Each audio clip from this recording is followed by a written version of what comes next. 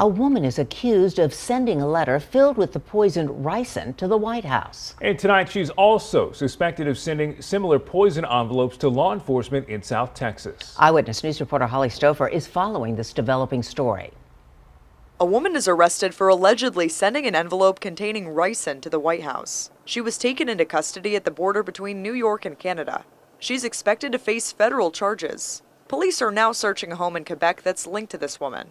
Officials also say the woman is suspected of sending similar poisoned envelopes to police in South Texas. The sheriff for Hidalgo County confirming on Twitter that they received 4 envelopes containing ricin.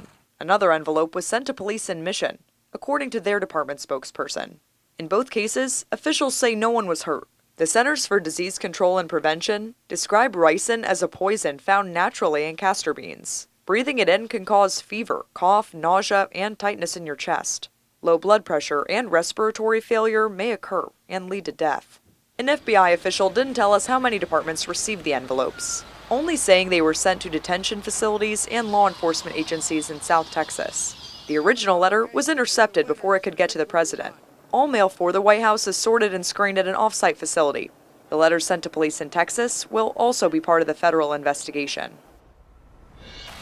Holly joins us live outside the Bexar County Sheriff's Office. Holly, have they received any of these poison envelopes?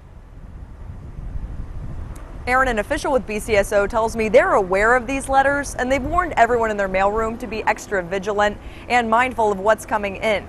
As of right now, they have not received any letters filled with ricin, no false alarms either, and they would like to keep it that way. We're live downtown tonight. Holly Stouffer, KENS 5 Eyewitness News.